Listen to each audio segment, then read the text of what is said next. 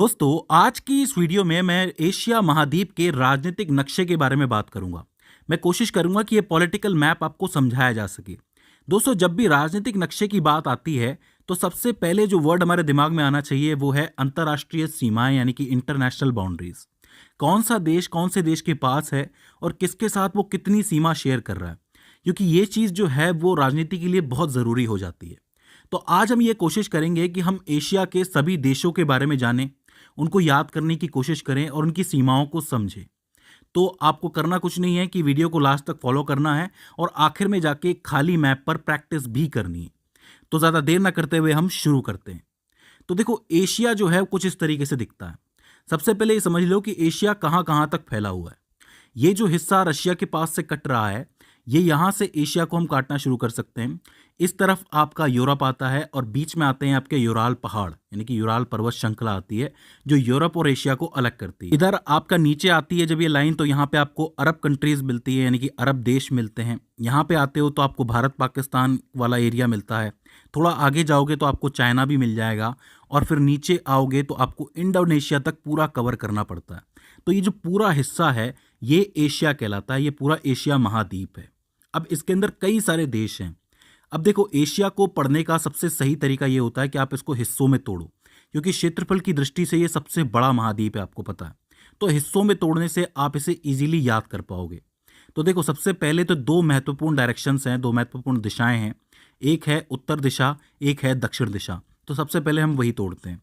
अगर आप उत्तर दिशा की बात करोगे तो ये पूरा हिस्सा जो है उत्तर दिशा में आता है। तो इस जगह को आप उत्तरी एशिया कह सकते हो। थोड़ा नीचे आओगे तो इधर आपको दक्षिण वाला हिस्सा मिलेगा। तो दक्षिण एशिया में ये सारा हिस्सा आता है जहाँ पे इंडिया पाकिस्तान ये सारे देश आते हैं। तो सबसे पहले तो यही काम करना है कि दो हिस्से तो ये बट गए। अब आता है आपका ईस्ट में। तो ईस्ट एशिया में आपका ये सारा पूरा कंट्रीज आती हैं, चाइना वगैरह ये सारी कंट्रीज आती हैं, इधर जापान वगैरह ये सब हैं। तो ये सब कुछ ईस्ट में आ गया। यहाँ ईस्ट और साउथ के नीचे की तरफ देखोगे तो ये साउथ ईस्ट बनता है। तो ये पूरा हिस्सा जो है साउथ ईस्ट एशिया कहलाता है। इसके अंदर मेनली थाईलैंड, लाओस जैसी कंट्रीज आती हैं, मलेशिया जैसी, वो भी मैं आपको बताऊंगा कौन कौन सी आती है। तो इसको आप साउथ ईस्ट एशिया कहते हो। ये जो हिस्सा आपको दिख रहा है जिसके अंदर आपको मेनली कजाकिस्तान, तजाकिस्तान, तुर्कमेनिस्तान ऐसे देश मिलेंगे जिसके पीछे स्थान लगा हुआ है, ये सेंट्रल एशिया कहलाता है। ठीक है, मध्य एशिया जिसको आप कहते हो। और यहाँ नीचे की तरफ साउथ और वेस्ट के बीच का, इसको पूरी तरह वेस्ट नहीं कहेंगे, साउथ और वेस्ट कहेंगे, तो यहाँ पे साउथ वेस्ट एशिया आता है। मैं आपको बता दूं कि एशिया की सबसे ज़्यादा कंट्रीज इसी हिस्से के अंदर है, साउथ वेस्ट के अंदर है। अभी मैं आपको गिनवाऊंगा एक एक करके, अच्छी तरह याद हो जाएगा आपको। ठीक है, तो इसका मतलब ये 6 हिस्से हैं जिसके अंदर आप एशिया को बांट सकते हो। अब सबसे कम देश जिस हिस्से में है वहां से हम शुरू करेंगे और सबसे ज्यादा देश जिस हिस्से के अंदर है वहां जाके खत्म करेंगे, तो हमको इजीली याद हो जाएगा। यहां तक कोई दिक्कत है पार्ट्स में बांटने में? कोई नहीं होनी चाहिए, बहुत ही सिंपल है। सबसे पहले बात करते हैं उत्तरी एशिया की, यानी कि नॉर्थ एशिया की। नॉर्थ एशिया के अंदर एक पूरी कंट्री आती है जिसको आप कहते हो रशिया। इसको तो याद करने में कोई दिक्कत होनी ही नहीं चाहिए, क्योंकि ये एक अकेली कंट्री है जो वर्ल्ड मैप पे सबसे अलग ही दिखती है, क्योंकि इसके पास बहुत एरिया है, बहुत ज़्यादा एरिया है। ठीक है, तो रशिया हो जाता है। फिर हम उतरते हैं ईस्ट की तरफ। पहले हम ईस्ट की तरफ आते हैं। ईस्ट में आपको एक बड़ी कंट्री नजर आएगी, चाइना। चाइना भी नोट हो जाता है क्योंकि रशिया के थोड़ा नीचे ही है। लेकिन चाइना और रशिया के बीच में एक कंट्री है जिसको आप कहते हो मंगोलिया। तो दो बड़े देशों के बीच में एक देश आता है जिसको आप मंगोलिया कहते हो। तो इसको याद रखने में कोई दिक्कत नहीं होनी चाहिए। अच्छा, जापान में इधर की तरफ पूर्वी हिस्से में आपको दो हिस्से नजर आएंगे, टूटे हुए हैं, बीच में लाइन भी नजर आएगी। ऊपर वाला हिस्सा थोड़ा नॉर्थ की तरफ है, यानी कि उत्तर की तरफ है, और नीचे वाला हिस्सा साउथ की तरफ है। तो इसका मतलब ऊपर वाला हो जाता है नॉर्थ कोरिया और नीचे वाला हो जाता है साउथ कोरिया। कोई दिक्कत है? कोई दिक्कत नहीं होनी चाहिए। और इसी के बगल में आता है आपका जापान। यहाँ पे जापान सी भी है, मतलब जापान का समुंदर भी माना जाता है इसको। तो समुंदर के पास यहाँ पे आपको जापान नजर आएगा।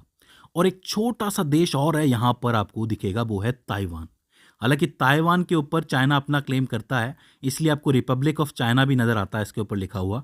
तो ये ताइवान हो जाता है। ये सारा हिस्सा आपका पूर्वी एशिया हो जाता है। तो आप याद रख सकते हो, ऊपर हो गया नॉर्थ, इधर हो गया ईस्ट। ठीक है, इसके बाद आता है आपका साउथ ईस्ट एशिया। मतलब जैसे हमारा ईस्ट एशिया हो गया, हम साउथ ईस्ट एशिया की तरफ चलते हैं। साउथ ईस्ट एशिया में एक कंट्री है जो हमारा पड़ोसी है, वो है म्यांमार। म्यांमार तो याद रह जाएगा आपको। इसके बगल में आपको दिखेगा थाईलैंड, कुछ इस शेप के अंदर है। उस थाईलैंड के जस्ट बगल में है लाओस, और यहाँ पे है आपका कंबोडिया। देखो, म्यांमार तो पड़ोसी है तो वो तो याद रह जाएगा। थाईलैंड और लाओस बिल्कुल एक दूसरे से जुड़े हुए हैं, और यहाँ पे है आपका कंबोडिया जो कि बिल्कुल बीच में आपको अलग से नज़र आता है, तो इसे याद करने में दिक्कत नहीं होगी। थोड़ा इधर आके देखोगे तो आपको वियतनाम भी नज़र आएगा। वियतनाम में बहुत सा इलेक्ट्रॉनिक आइटम बनता है, आपको मालूम है, ठीक है। इधर आपको मलेशिया मिलेगा दो हिस्सों के अंदर, एक ये मलेशिया, एक ये मलेशिया।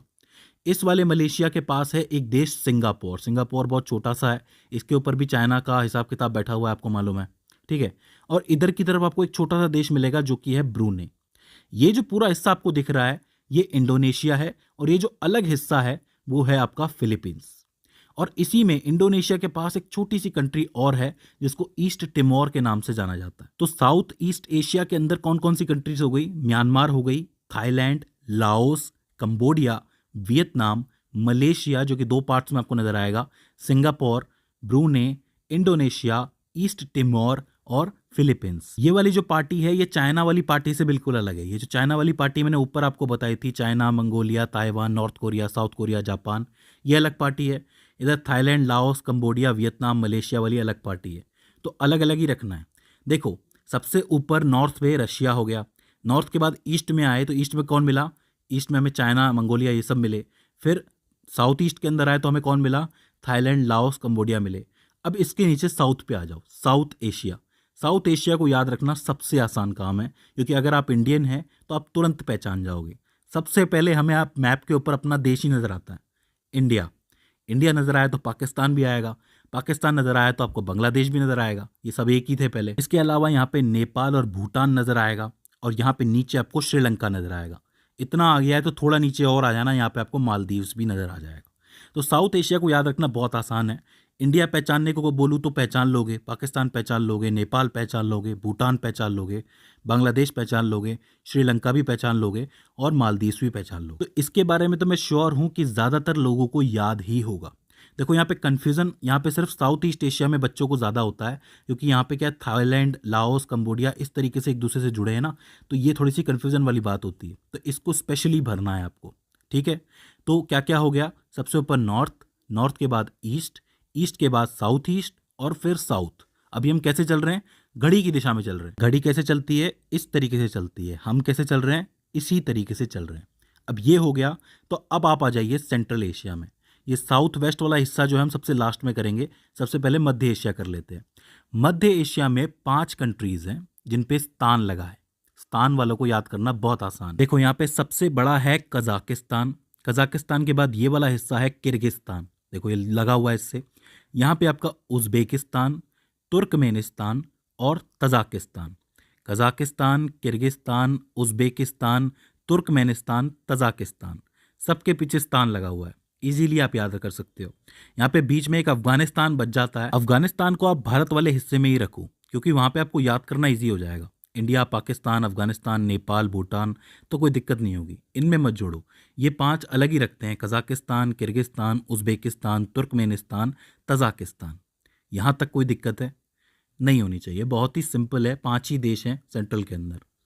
इसके बाद आपका बचता है साउथ वेस्ट एशिया, जिसके अंदर सबसे ज़्यादा कंट्रीज़ हैं। देखो याद भी इजीली हो जाएंगी, ज़्यादा हैं लेकिन याद हो जाएंगी। एक ऑर्डर में आपको बताता हूँ, इस तरफ चलेंगे हम, वेस्ट की तरफ। देखो सबसे पहले ईरान, फिर इराक, फिर एक छोटा सा जॉर्डन, और उससे भी छोटा सा Israel. Iran, Iraq, Jordan, Israel, यहाँ तक तो कोई दिक्कत नहीं है। इजराइल के अंदर ही है आपका पैलेस्टाइन। इस वक्त इसके ऊपर काफ़ी विवाद चल रहा है, अगर आप न्यूज़ को फॉलो कर रहे हो तो आपको इसके बारे में जानकारी ज़रूर होगी, ठीक है। ये वाला जो हिस्सा है आपका सीरिया है, यहीं पे आपका लेबनान भी है, और एक छोटा सा साइप्रस भी है। तो ये चीज़ भी याद रखनी है, सीरिया, लेबनान, साइप्रस, ठीक है। थोड़ा नीचे की तरफ आओगे तो आपको सऊदी अरेबिया मिलेगा। सऊदी अरेबिया तो बहुत फेमस है, आपको पता है। सऊदी अरेबिया के अलावा यमन है, ओमान है, यूएई है, आपको पता है इमारात जिसको आप कहते हो, तो यूएई। इधर आपका कतर है, काफ़ी अमीर देश है, बहरीन है। इधर आप थोड़ा ऊपर आओगे तो आपको कुवैत भी मिल जाएगा, कुवैत मिल गया। इधर आपके 3 देश और आते हैं, जॉर्जिया, आर्मेनिया, अज़रबैजान, ठीक है। ये जो छोटा सा हिस्सा आपको कटा हुआ दिख रहा है ना, ये इजिप्ट का हिस्सा है। और आखिर में ये थोड़ा सा जो टर्की है, ये भी एशिया का पार्ट है। ये एशिया का भी है और थोड़ा सा यूरोप के अंदर भी है। तो पूछा जाता है कि कौन से वो देश हैं जो एशिया में भी आते हैं, यूरोप में भी आते हैं, तो टर्की का नाम सबसे पहले आता है और इजिप्ट का नाम भी आता है। तो ये चीज़ भी आपको याद रखनी है। तो ये सारे देश जो हैं वो आपके अरब कंट्रीज हो जाती हैं, अरब देश हो जाते हैं। देखो ये ऑर्डर मत भूलना, ईरान, इराक, जॉर्डन, इजराइल, इसके बाद पैलेस्टाइन, सीरिया, लेबनान, साइप्रस, थोड़ा सा इजिप्ट भी है, ये तो याद रह ही जाएगा, Saudi Arabia, Yemen, Oman, UAE, Qatar, Bahrain, Kuwait. ये मैं मानता हूँ एक अलग ही लिस्ट मानता हूँ उसको मैं, क्योंकि इनमें क्या है, पैसा बहुत है, पैसे पैसे वाले अलग से गिन सकते हो आप लोग कि सऊदी अरेबिया हो गया, यमन हो गया, ओमान हो गया, यूएई हो गया, और कतर हो गया, बहरीन हो गया, कुवैत हो गया। तो इस तरीके से आप इन्हें याद कर सकते हो। तो ये हो जाता है आपका पूरा एशिया। मुझे उम्मीद है कि मैंने तकरीबन सारे देश कवर कर दिए होंगे। सबसे कम देश कौन से हिस्से के अंदर है? नॉर्थ वाले के अंदर है। सबसे ज़्यादा कौन से में है? साउथ वेस्ट एशिया के अंदर है। अब इसके बाद आपका काम ये है कि आप 3 नक्शे खरीद के लाएंगे वर्ल्ड मैप के, पॉलिटिकल मैप के। एक जो है वो आपको थोड़ा देख देख के भरना है, दूसरा है वो बिना देखे भरना है, और तीसरा भी बिना देखे भरना है। वो इसलिए क्योंकि पहले वाले के अंदर आपको आइडिया लगेगा, उसके बाद दूसरी बार में प्रैक्टिस होगी, और तीसरी बार में आप कंठस्थ हो जाएंगे। देखिए मेरा एक दोस्त था स्कूल के अंदर, उसने मुझे एक आइडिया बताया था चीज़ों को याद करने का। वो ये कहता था कि आपको कोई चीज़ याद करनी है तो अभी आप उसे कीजिए, 1 घंटे के बाद कीजिए, 24 घंटे के बाद कीजिए, फिर 1 हफ्ते के बाद कीजिए, आप उसे कभी नहीं भूलेंगे। मैंने वो आइडिया अपनाया और उसने मेरे लिए वर्क भी किया। तो आपको भी यही करना है कि कोशिश कीजिए कि आप लगातार बार बार एक पर्टिकुलर टाइम पीरियड के अंदर इसकी प्रैक्टिस करते रहें। तो दोस्तों आज की इस वीडियो में मैं आपको नक्शे की मदद से नॉर्थ अमेरिका यानी कि उत्तरी अमेरिका महाद्वीप समझाऊंगा। हम ये जानने की कोशिश करेंगे कि उत्तरी अमेरिका में कौन कौन से देश हैं, उनकी राजधानियां क्या क्या हैं और उनकी विशेषताएं क्या क्या हैं। जैसा कि आपको पता है कि हम एशिया महाद्वीप को पढ़ चुके हैं, तो अब बारी है उत्तरी अमेरिका महाद्वीप की। तो देखिए सबसे पहले तो मैं आपके सामने ये अर्थ रख देता हूँ। अगर मैं अर्थ के बीचों बीच एक लाइन खींच दूँ, जिसको आप प्रधान मध्या या फिर प्रधान देशांतर रेखा भी कह सकते हो, तो जो अर्थ है, जो हमारी पृथ्वी है, वो 2 हिस्सों में बढ़ जाएगी। एक हिस्सा होगा वेस्ट का और एक हिस्सा होगा ईस्ट का। तो अब नॉर्थ अमेरिका जो है वो आपके वेस्ट वाले हिस्से में है, पश्चिमी हिस्से में। तो पश्चिमी अर्धगोलार्ध के अंदर आता है उत्तरी अमेरिका। वहीं अगर एक लाइन में कुछ इस तरीके से खींच दूं तो यहाँ पे भी जो पृथ्वी है वो 2 हिस्सों में बढ़ जाएगी। एक हिस्सा होगा नॉर्थ का यानी कि उत्तर का, और एक हिस्सा होगा साउथ का। तो आपका उत्तरी अमेरिका कहाँ होगा? उत्तर की साइड ही होगा। तो जो उत्तरी अमेरिका है उसकी भौगोलिक स्थिति क्या हुई? उत्तर पश्चिमी गोलार्ध। इस बात को ठीक से समझ लो कि इसकी भौगोलिक स्थिति जो है वो उत्तर पश्चिमी गोलार्ध के अंदर आती है। अब अगर इसकी सीमाओं को देखें तो इसके ऊपर वाले हिस्से में आपको आर्कटिक महासागर मिलेगा, पूर्वी हिस्से में अटलांटिक महासागर मिलेगा, पश्चिमी हिस्से में प्रशांत महासागर मिलेगा, ऑब्वियस सी बात है, और दक्षिणी हिस्से में आपको दक्षिणी अमेरिका मिलेगा। मतलब ये जो आपका उत्तरी अमेरिका है ये 3 तरफ से समुद्र से घिरा हुआ है। ऊपर आर्कटिक महासागर, पूर्व में अटलांटिक महासागर, पश्चिम में प्रशांत महासागर, और दक्षिण में एक महाद्वीप और है जो कि है दक्षिणी अमेरिका। तो भौगोलिक स्थिति अब आपको समझ में आ गई है। तो देखो अब बात करते हैं इसके देशों की। तो देखो उत्तरी अमेरिका में कुल 23 देश हैं, लेकिन उन 23 देशों को देखने से पहले एक चीज मैं आपको बता दूं कि यहाँ पे ऊपर आपको एक ग्रीनलैंड नजर आएगा। वैसे तो ये ग्रीनलैंड जो है वो उत्तरी अमेरिका का द्वीप ही कहलाएगा, लेकिन ये ग्रीनलैंड जो है वो डेनमार्क साम्राज्य का हिस्सा है। इस बात को ठीक से समझ लो कि डेनमार्क साम्राज्य का हिस्सा ये रहा है। तो एक बार के लिए इसको हम अलग मान के चलते हैं, और बाकी ये जो आपको बड़ा सा हिस्सा नजर आ रहा है इसको हम मानेंगे नॉर्थ अमेरिका या फिर उत्तरी अमेरिका महाद्वीप। ठीक है। तो अब यहाँ पे इसके देशों की बात की जाए तो इसके अंदर टोटल 23 देश हैं। 23 देशों में से 3 बड़े देश मैं आपको बता देता हूँ जिनका नाम आपने अक्सर सुना होगा। सबसे ऊपर आता है आपका कनाडा। कनाडा के बाद आता है आपका United states of America, USA जिसको आप कहते हो, और उसके जस्ट नीचे आता है मैक्सिको। अगर कनाडा की बात की जाए तो कनाडा की जो राजधानी है वो ओटावा है, और ये दुनिया का दूसरा सबसे बड़ा देश है। पहला सबसे बड़ा देश रशिया है और दूसरा सबसे बड़ा देश कनाडा है क्षेत्रफल की दृष्टि से देखा जाए तो। मैं आपको बता दूं कि जो कनाडा है वो अपने रॉकी पर्वतों के लिए बहुत ज़्यादा जाना जाता है। यहाँ पे माउंट क्लाइंबिंग बहुत ज़्यादा होती है, लोग पहाड़ों पे चढ़ते हैं और ज़्यादातर क्लाइंबर्स आपको यहीं मिलेंगे। तो कनाडा हो जाता है। कनाडा के बाद आता है आपका यूनाइटेड स्टेट्स ऑफ अमेरिका। अब इसके बारे में बताने की ज़रूरत नहीं है, ये जो है दुनिया की सबसे शक्तिशाली अर्थव्यवस्था है इस वक्त, और ये अपनी आधुनिक जीवन शैली के लिए जानी जाती है। मैं आपको बता दूं कि अमेरिका के अंदर स्टेट्स वाला सिस्टम चलता है, आपको पता है फेडरल सिस्टम चलता है। वहाँ स्टेट अपने अपने कानून के हिसाब से चलते हैं, और यहाँ पे कई संस्कृतियों के लोग बसते हैं, मतलब कई देशों से लोग आते हैं। तो यहाँ की जो संस्कृति है वो विविध है, बहुत ज़्यादा संस्कृति के लोग यहाँ पे रहते हैं। तीसरा जो देश है वो है मैक्सिको, और मैक्सिको की राजधानी है मैक्सिको सिटी। मैक्सिको के अंदर दो सभ्यताओं के खंडर पाए जाते हैं, एक तो है माया सभ्यता, बहुत ही फेमस है, और दूसरा है एज़टेक सभ्यता। ये दोनों ही सभ्यताएं महत्वपूर्ण हैं, इनसे सवाल बन सकता है। तो इनके खंडर कहाँ पाए जाते हैं? मैक्सिको के अंदर पाए जाते हैं। तो 3 देश हो जाते हैं आपके, कनाडा, यूएसए, मैक्सिको। यहाँ तक तो कोई दिक्कत नहीं होनी चाहिए। अब इसके बाद ये जो नीचे वाला हिस्सा आपको नजर आ रहा है, यहाँ पे आपको ज़्यादातर द्वीप नजर आएंगे, छोटे छोटे द्वीप नजर आएंगे।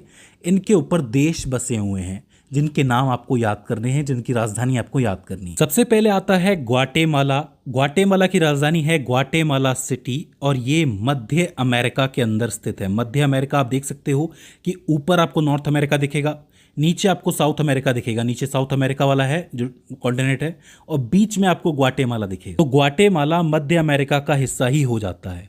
यहाँ पे भी माया सभ्यता के कुछ खंडर पाए जाते हैं और साथ ही बहुत से ज्वालामुखी पाए जाते हैं।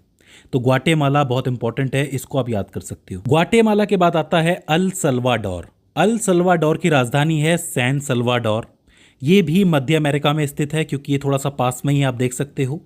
यहाँ पे प्राचीन माया सभ्यता के खंडर पाए जाते हैं। देखो, ज़्यादातर माया सभ्यता जो थी वो मैक्सिको से लेके इस हिस्से तक, पनामा के हिस्से तक फैली हुई थी। तो यहाँ पे तकरीबन हर देश के अंदर आपको माया सभ्यता के खंडर ज़रूर मिलेंगे। तो इसको तो आप माया सभ्यता के खंडर से ही याद रख सकते हो कि यहाँ पे कॉमन क्या है, माया सभ्यता के खंडर।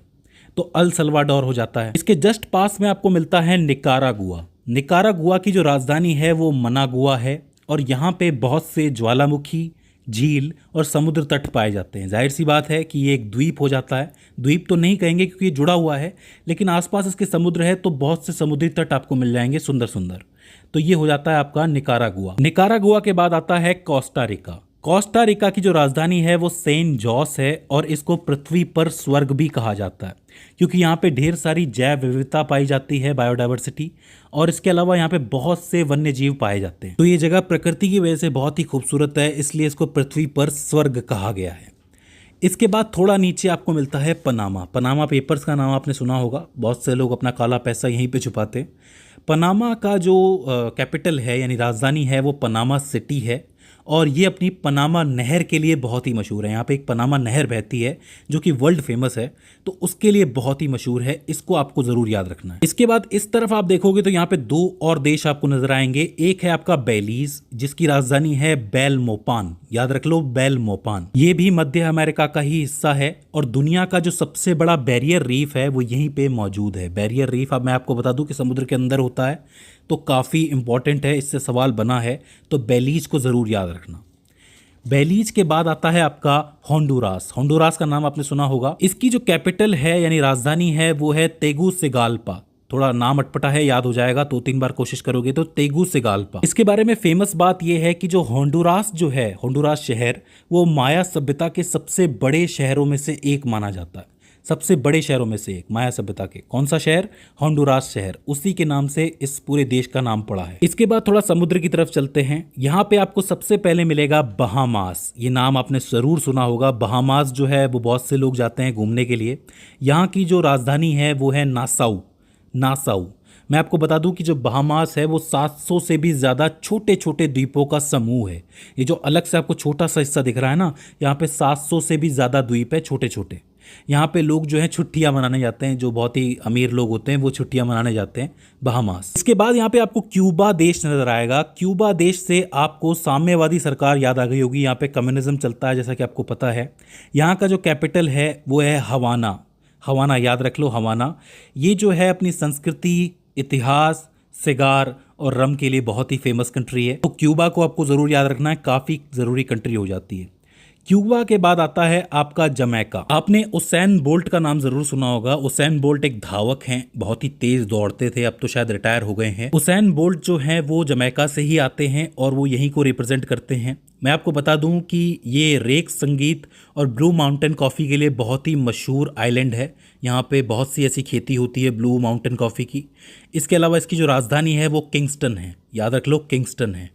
तो ये जमैका को आप उसैन बोल्ट से याद रख सकते हो। इसके थोड़ा दूर आपको एक और आइलैंड नजर आएगा, एक और द्वीप नजर आएगा, जहाँ पे 2 देश हैं। एक तो है आपका डोमिनिकन गणराज्य। ध्यान से समझ लो, ये है डोमिनिकन गणराज्य, जहाँ की जो राजधानी है वो सेंटो डोमिंगो है। सेंटो डोमिंगो ये कैरेबियन का सबसे बड़ा द्वीप माना जाता है। ये अपने गोल्फ कोर्स, समुद्र तट और जीवंत संस्कृति के लिए बहुत ही प्रसिद्ध माना जाता है। तो इसको आप याद रख लो, डोमिनिकन गणराज्य। और उसी से जुड़ा हुआ एक और देश है जिसका नाम है हैती। हैती की जो राजधानी है वो पार्ट ओ प्रिंस है, पार्ट ओ प्रिंस, और ये अपनी समृद्ध संस्कृति के लिए बहुत ही फेमस है। तो डोमिनिकन गणराज्य और हैती बिल्कुल एक साथ ही जुड़े हुए हैं। आप कह सकते हो कि एक ही आइलैंड का हिस्सा है ये। तो काफ़ी बड़ा आइलैंड हो जाता है ये डोमिनिकन गणराज्य, तो इसको आपको ज़रूर याद रखना है। इसके बाद एक द्वीप और है जिसका नाम है प्यूरेटो रिको। प्यूरेटो रिको की जो राजधानी है वो सैन हुएन है, इसको भी याद रख लो, सैन हुएन। इससे क्वेश्चन बन सकता है। अब इसके बाद यहाँ आपको एंटीगुआ और बारबुडा नजर आएगा। एंटीगुआ और बारबुडा ये भी द्वीप हैं। इनकी जो राजधानी है वो है सेंट जॉन, और ये अपने गुलाबी रेत वाले तटों के लिए बहुत ही फेमस है। पूछ लिया जाता है कभी कभी कि गुलाबी रेत वाले तट कौन से हैं, कहाँ पे हैं, तो एंटीगुआ और बारबुडा आप कह सकते हो। इसके बाद आता है डोमिनिका आइलैंड या फिर डोमिनिका द्वीप, जिसकी राजधानी है रोसो। याद रख लो, रोसो। ये अपने गर्म झरनों के लिए और वर्षा वनों के लिए बहुत ही फेमस है। तो डोमिनिका को भी याद रख लो। याद रखो, ये डोमिनिकन गणराज्य नहीं है, ये डोमिनिका है, अलग अलग नाम से बने हुए हैं। वो डोमिनिकन गणराज्य था हैती के साथ, और ये डोमिनिका है। इसके बाद आता है बारबाडोस, जिसकी राजधानी है ब्रिज टाउन। ब्रिज टाउन याद रख लो, ये अपने खूबसूरत तटों के लिए बहुत ही फेमस है। तो बारबाडोस को भी ठीक तरीके से याद रखना। इसके बाद यहाँ पे आपको दिखेगा सेंट लूसिया। सेंट लूसिया की राजधानी कास्ट्री है, और ये अपने पिटन पर्वत और गर्म झरनों के लिए बहुत ही फेमस है। तो इसको भी आपको याद रखना है। इसके बाद आता है आपका ग्रेनेडा। यहाँ पे ग्रेनेडा नजर आएगा आपको। ग्रेनेडा की राजधानी जो है वो सेंट जॉर्ज है, और इसको मसालों के द्वीप के नाम से भी जाना जाता है। मसालों के द्वीप के नाम से, क्योंकि यहाँ पे मसालों की खेती होती आई है, तो इसलिए इसे मसालों का द्वीप कहा जाता है। इसके बाद सबसे नीचे आपको यहाँ पे त्रिनिदाद और टोबैगो नजर आएगा। त्रिनिदाद और टोबैगो, इसका नाम भी आपने सुना होगा कभी ना कभी। ये जो है इसकी राजधानी है Port of Spain. Port of Spain, इसको याद रख लो।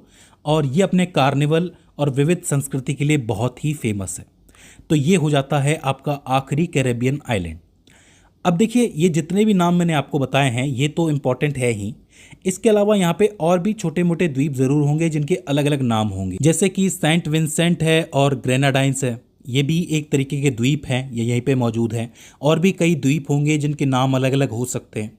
तो ऐसे में अगर आप गिनने जाओगे तो आपको बहुत से द्वीप मिल जाएंगे, लेकिन जितने भी मैंने आपको बताए हैं इनसे सवाल ज़रूर बन सकता है। तो इनको आपको ज़रूर याद रखना है। इनकी पूरी लिस्ट आपके सामने कुछ इस तरीके से बनी हुई है, आप आसानी से याद कर सकते हो।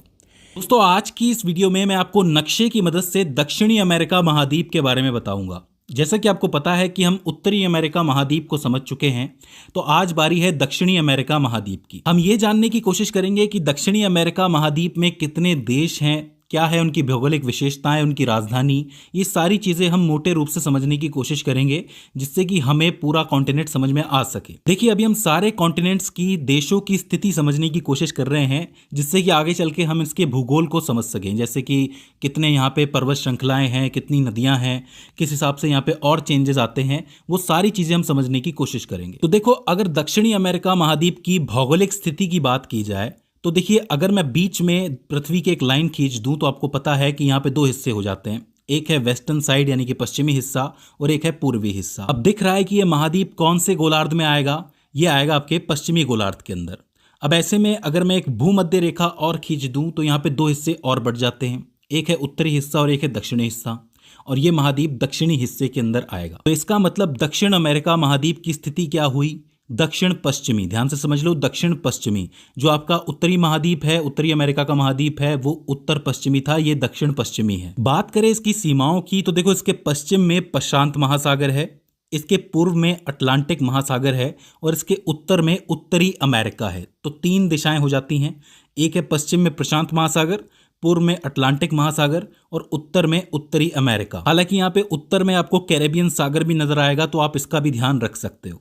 तो ये इसकी सीमाएं हो जाती हैं।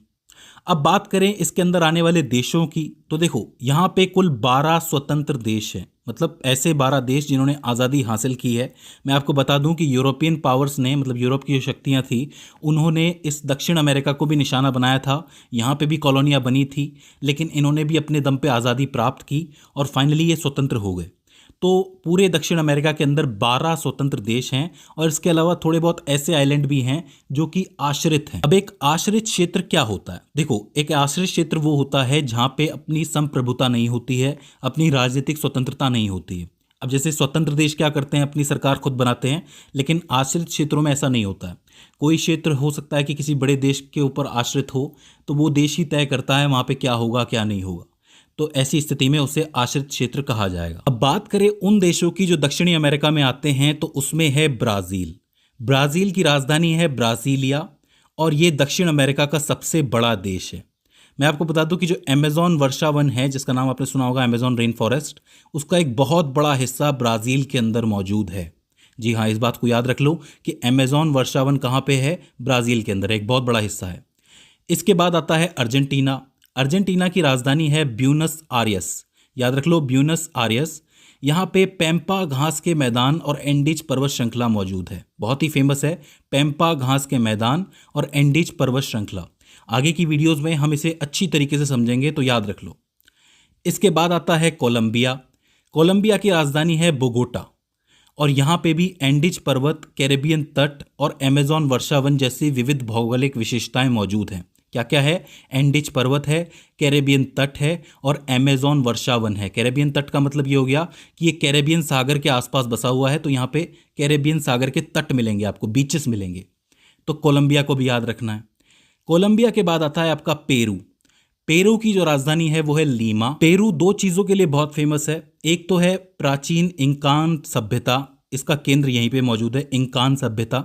और इसके अलावा दूसरी चीज़ है माचू पिचू। इसका नाम आपने सुना होगा, ये 7 अजूबों में से एक है माचू पिचू। तो एक बहुत ही ऐतिहासिक स्थल है, इसको भी आपको याद रखना है। इसके बाद आता है आपका चिली। चिली का नाम भी आपने सुना होगा।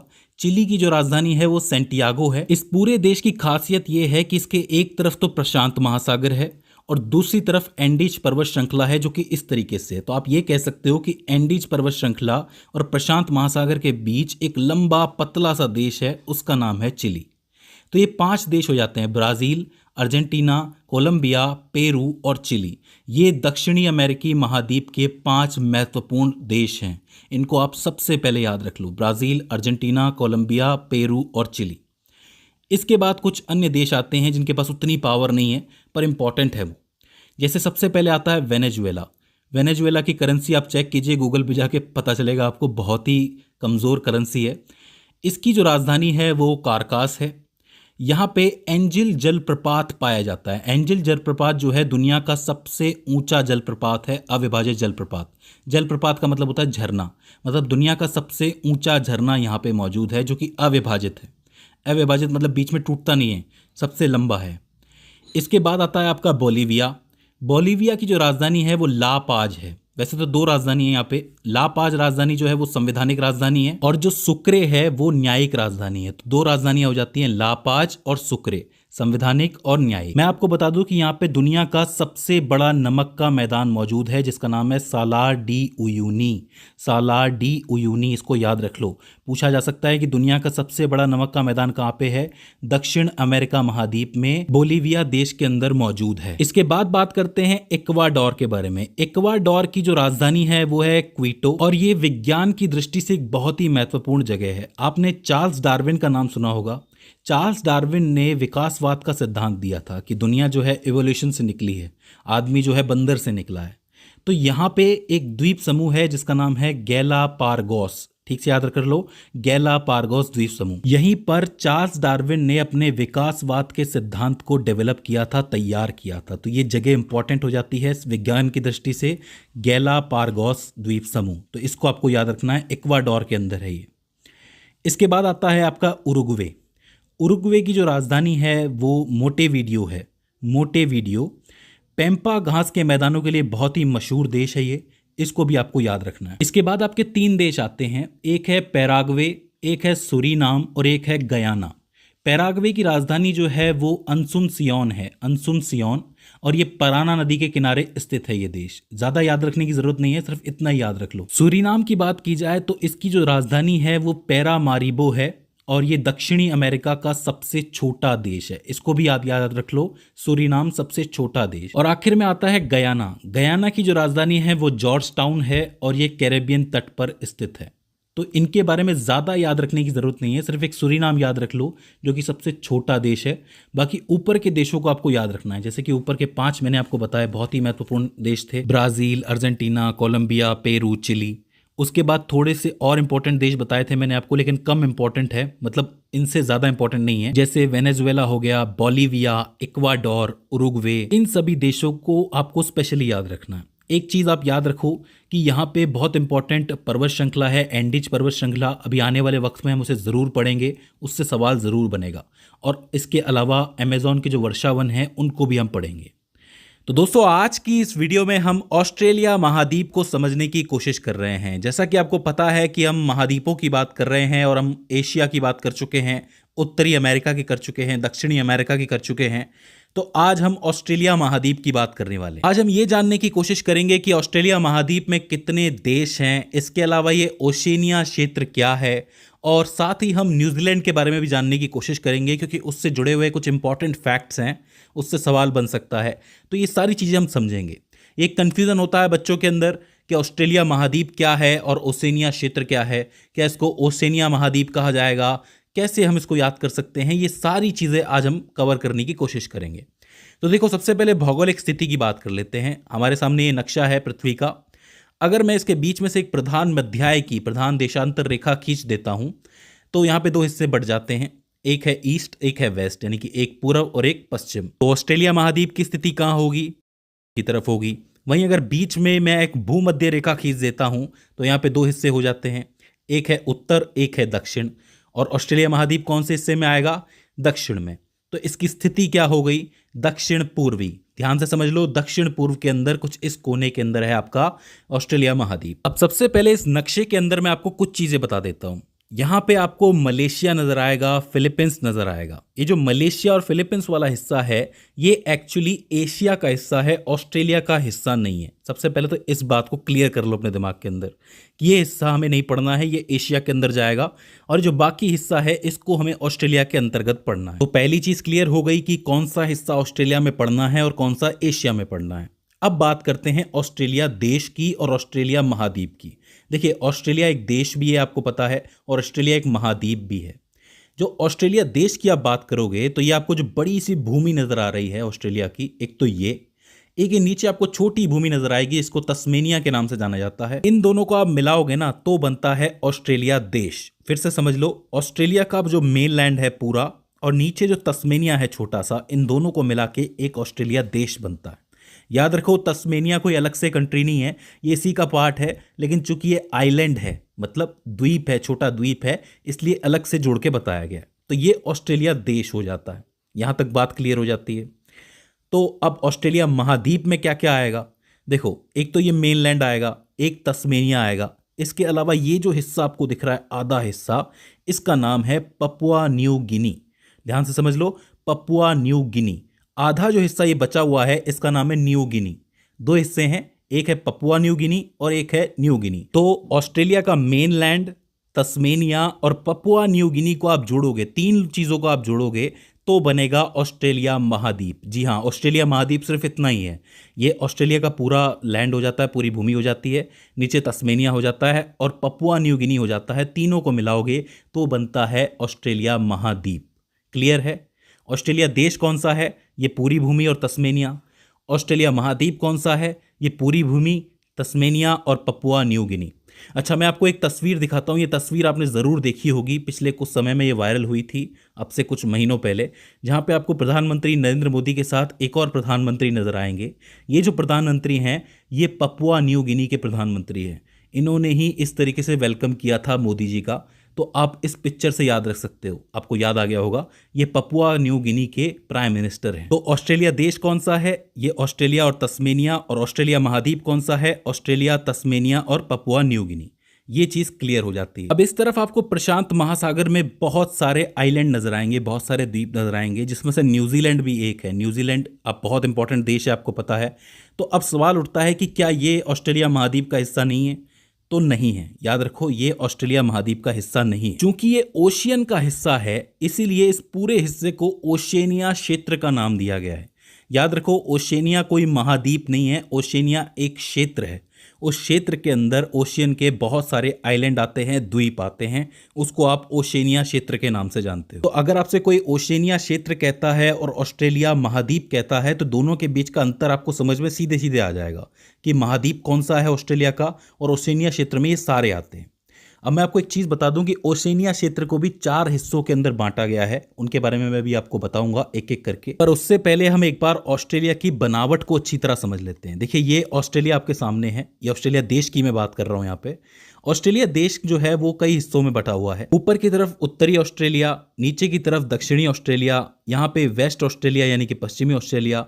इधर आप देखोगे तो यहाँ पे क्वींसलैंड नजर आएगा, क्वींसलैंड का नाम आपने सुना होगा। यहाँ नीचे की तरफ आता है आपका न्यू साउथ वेल्स, इसको आप कह सकते हो कि न्यू दक्षिण वेल्स है, ये हिस्सा है। और सबसे नीचे आता है आपका विक्टोरिया। तो 5 कुल मिला के ऑस्ट्रेलिया देश के 6 हिस्से हो जाते हैं, उत्तर, पश्चिम, दक्षिण, क्वींसलैंड, यहाँ पे न्यू साउथ वेल्स और नीचे विक्टोरिया।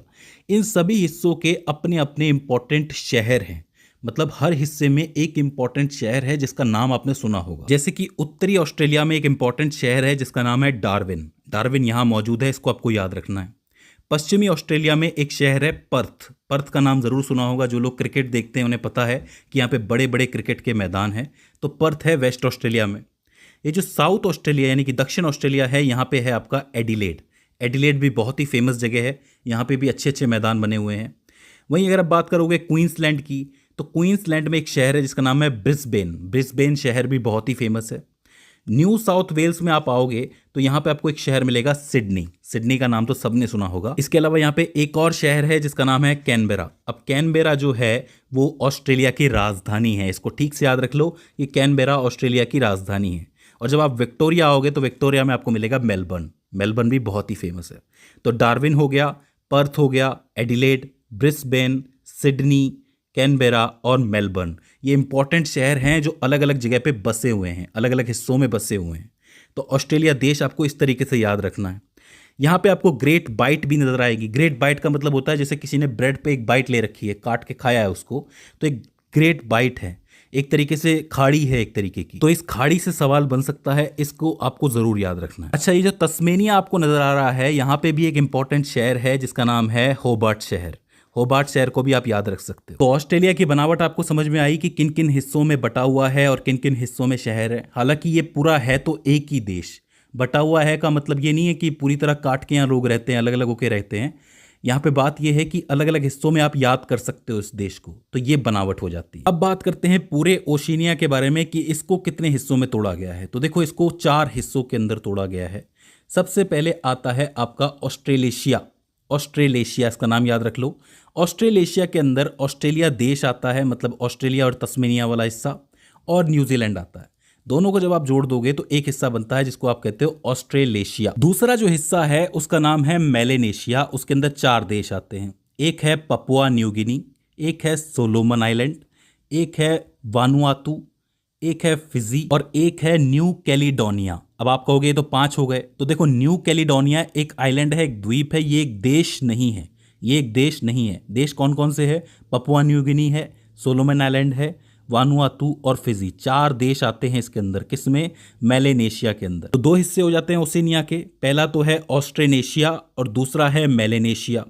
तीसरा जो हिस्सा आता है उसको कहते हैं माइक्रोनेशिया। माइक्रोनेशिया इसलिए कहते हैं क्योंकि यहाँ पे आइलैंड बहुत सारे हैं और देश भी बहुत सारे। इसमें Palau, Federated States of Micronesia, Nauru, Kiribati और रिपब्लिक ऑफ मार्शल आइलैंड्स, ये जो सारे हिस्से जब आप मिला दोगे ना तो इसका एक हिस्सा बनता है जिसका नाम है माइक्रोनेशिया। इसमें टोटल 5 देश हो जाते हैं। 5 का नाम मैंने आपको बताया। पहला हिस्सा ऑस्ट्रेलेशिया, दूसरा मेलेनेशिया और तीसरा माइक्रोनेशिया। ये माइक्रोनेशिया के हैं। और आखिर में आता है आपका चौथा हिस्सा जिसका नाम है पोलिनेशिया। पोलिनेशिया ओशिनिया का सबसे बड़ा हिस्सा है, जिसमें आता है आपका हवाईयन आइलैंड्स जो सबसे ऊपर है। सबसे नीचे आता है आपका न्यूजीलैंड। इधर की तरफ आता है ईस्टर आइलैंड। यहाँ पे आता है तुवालू, सामाओ, तोंगा। इन सभी को जब आप मिला दोगे तो आपका बनता है पोलिनेशिया। अब आप मुझसे कह सकते हो कि सर ये जो न्यूजीलैंड है ये तो ऑस्ट्रेलेशिया का हिस्सा है, तो फिर इसको मैंने इसका हिस्सा क्यों बना दिया पोलिनेशिया का। तो मैं आपको बता दूं कि ये एक एक्सेप्शन है कि न्यूजीलैंड जो है वो ऑस्ट्रेलेशिया का भी हिस्सा है और आपके पोलिनेशिया का भी हिस्सा है। तो इसको स्पेशली याद रख लो, मैंने कहा था न्यूजीलैंड स्पेशल है काफ़ी, तो इसीलिए ये दोनों का हिस्सा है। तो ये सारे चारों हिस्से जब आप मिला देते हो तब आपका बनता है ओसेनेशिया, पूरा ओसेनेशिया क्षेत्र बनता है। देखो मैं अच्छी तरह समझता हूँ कि इसके अंदर आपको कन्फ्यूज़न हो रहा होगा। जैसे सबसे पहले ऑस्ट्रेलिया देश की मैंने बात की, तो ऑस्ट्रेलिया देश में सिर्फ ऑस्ट्रेलिया और तस्मेनिया आता है। ऑस्ट्रेलिया महाद्वीप के अंदर ऑस्ट्रेलिया, तस्मेनिया और ऊपर ये पपुआ न्यू गिनी भी आता है। फिर ये जो सारे हिस्से हैं इनको मिला के बनता है आपका ओसेनिया, और उस ओसेनिया को भी 4 भागों के अंदर बांटा गया है। पहले आता है ऑस्ट्रेनेशिया, फिर मेलेनेशिया, फिर माइक्रोनेशिया और आखिर में पोलिनेशिया। तो अगर आप बार बार इस पॉइंट को देखोगे तो ये चीज़ आपको ज़रूर याद हो जाएगी। तो ऑस्ट्रेलिया महाद्वीप क्लियर हो गया, ओसेनिया क्लियर हो गया। अब मैं यहाँ पे अलग से एक बार न्यूजीलैंड की बात और करना चाहता हूँ। जी हाँ, न्यूजीलैंड के बारे में अभी और भी चीज़ें बाकी हैं। ये जो आपको न्यूजीलैंड नज़र आ रहा है इसके बारे में 2017 में भूगोलविदों ने एक चीज़ पता लगाई, साइंटिस्ट ने एक चीज़ पता लगाई कि ये न्यूजीलैंड एक बहुत बड़े कॉन्टिनेंट का हिस्सा है और वो जो कॉन्टिनेंट है वो पूरा का पूरा डूबा हुआ है पानी के अंदर। मतलब 94% हिस्सा जो है उस कॉन्टिनेंट का, उस महाद्वीप का, वो डूबा हुआ है। जब ये बात पता चली तो इस महाद्वीप को जीलैंडिया का नाम दिया गया था। मतलब कई ऐसे भूगोलविद और साइंटिस्ट थे वो ये कहने लगे थे कि ये जो जीलैंडिया है ये दुनिया का 8वां कॉन्टिनेंट है या फिर 8वां महाद्वीप है। अब तक आपने सुना होगा कि 7 महाद्वीप होते हैं, ये 8वां महाद्वीप था। इस हिस्से के अंदर सिर्फ न्यूजीलैंड है जो बाहर रह गया था और ऊपर की तरफ न्यू कैलेडोनिया जो आइलैंड आपको दिख रहा है ये बाहर रह गया था। बाकी जितना भी हिस्सा है वो सब डूबा हुआ है। हालांकि मैं आपको बता दूं कि इसमें विवाद बहुत ज़्यादा हैं। कई सारे ऐसे साइंटिस्ट हैं, भूगोलविद हैं, वो ये मानते हैं कि ये भी ऑस्ट्रेलिया से टूट के ही अलग हुआ है और कई ये मानते हैं कि ये अपने आप में ही अलग था पहले से, तो इसको अलग महाद्वीप की पहचान ही दी जानी चाहिए। अब ये तो धीरे धीरे करके इसको अगर अपना स्वरूप मिल जाएगा तो ये बन जाएगा महाद्वीप। हालांकि इसका ज़्यादातर हिस्सा पानी के अंदर डूबा हुआ है, तो ये बात काफ़ी विवादास्पद है कि इसको दर्जा मिलेगा कि नहीं मिलेगा महाद्वीप का। फिलहाल ये एक रिसर्च का हिस्सा है। तो यहाँ पे आपको 4 चीज़ें क्लियर हो जाती हैं। एक ऑस्ट्रेलिया देश क्या है, एक ऑस्ट्रेलिया महाद्वीप क्या है, एक ओसेनिया क्या है, एक ओसेनिया के हिस्से कितने हैं, और आखिर में आपको न्यूजीलैंड के बारे में भी पता चल जाता है। तो टोटल 4 या 5 चीज़ें हो जाती हैं जिनको आपको ध्यान में रखना है। अब आखिर में मैं आपको कुछ एक फैक्ट्स बता देता हूं जिससे डायरेक्टली जीके के सवाल बन सकते हैं। सबसे पहले तो ये समझ लो कि एक मकर रेखा निकलती है, आपको पता है। वो मकर रेखा जो है वो ऑस्ट्रेलिया को 2 बराबर हिस्सों के अंदर तोड़ती है। ये मकर रेखा कुछ इस तरीके से जाती है, तो इसको आपको याद रखना है। इसके अलावा जो ऑस्ट्रेलिया देश है वो दुनिया का 6वां सबसे बड़ा देश है, इसको भी आप याद रख लो। ये जो पपुआ न्यू गिनी के बगल में आपको पश्चिमी हिस्सा नजर आ रहा है इसका नाम है न्यू गिनी, और यहाँ पर इंडोनेशिया की राजनीति चलती है। मतलब ये इंडोनेशिया के लिए राजनीतिक क्षेत्र है, तो ये बिल्कुल अलग है, एक तरीके से जुड़ा हुआ है लेकिन फिर भी अलग ही माना जाएगा, तो इसे भी आपको याद रखना है। और आखिर में जो आपको हवाईयन आइलैंड नजर आ रहा है जहाँ पे आपका हवाई भी है, जहाँ पे सुनियो घूमने जाता है हर साल, वहाँ पे यूनाइटेड स्टेट्स का पॉलिटिकल राज चलता है। मतलब ये जो पूरी कंट्री है, ये जो आइलैंड है, ये आता है किसके अंडर, यूनाइटेड स्टेट्स के अंदर आता है। तो इस चीज़ को भी आपको याद रखना है। तो देखो ये कुछ इंपॉर्टेंट चीज़ें हो जाती हैं। अब मैं आपको बता दूं कि इस पूरे क्षेत्र में भूगोल की दृष्टि से पढ़ने के लिए काफ़ी कुछ है जो समय के साथ हम पढ़ेंगे। तो यहाँ पे आपको देशों की जो पोजीशन है, जो स्थिति है, उसको ज़रूर याद रखना है। दोस्तों आज की इस वीडियो में मैं आपको यूरोप का नक्शा समझाने की कोशिश करूंगा, यानी हम यूरोप महाद्वीप को समझने की कोशिश करेंगे। हम ये देखेंगे कि यूरोप महाद्वीप में कौन कौन से देश हैं, उनकी राजधानियां क्या क्या है और उसकी स्थिति क्या है। देखिए आने वाली जो भूगोल की वीडियोस होने वाली हैं, वर्ल्ड ज्योग्राफी की वीडियो होने वाली हैं, उसके लिए इसे पढ़ना बहुत ज़रूरी है। और आपको पता है कि हम एशिया, उत्तरी अमेरिका, दक्षिणी अमेरिका, ऑस्ट्रेलिया, ओसेनिया, ये सब पूरा कर चुके हैं। तो आज बात आती है यूरोप की, यूरोप महाद्वीप की। देखिए सबसे पहले हम यूरोप महाद्वीप की भौगोलिक स्थिति समझने की कोशिश करें तो ये मैप है आपके सामने। इस मैप में आप एक प्रधान मध्याय, एक प्रधान देशांतर रेखा खींच दो तो आपको पता चलेगा कि ज़्यादातर यूरोप का जो हिस्सा है वो कहाँ है, पूर्वी हिस्से के अंदर आता है। मतलब अधिकांश यूरोप महाद्वीप की जो स्थिति है वो पूर्वी हिस्से के अंदर है। लेकिन अगर आप बात करोगे इस छोटे से हिस्से की, ये है यूनाइटेड किंगडम उर्फ यूके, जहाँ से आपके ब्रिटिशर्स निकल के आते हैं। ये हिस्सा कहाँ आता है, वेस्ट की तरफ आता है। तो इस हिस्से को स्पेशली आप याद रख सकते हो कि ये वेस्ट की तरफ आता है।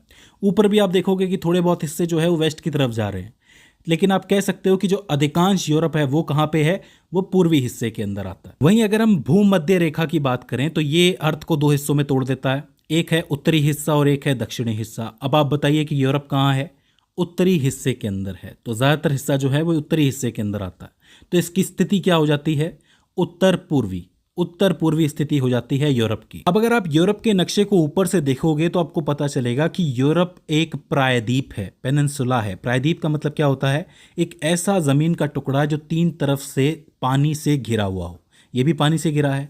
आप उत्तर की तरफ देखोगे तो आर्कटिक महासागर नजर आएगा, पश्चिम की तरफ देखोगे तो अटलांटिक महासागर नजर आएगा, और दक्षिण में आपको भूमध्य सागर, जिसको मेडिटेरियन सी के नाम से भी जाना जाता है, वो नजर आएगा।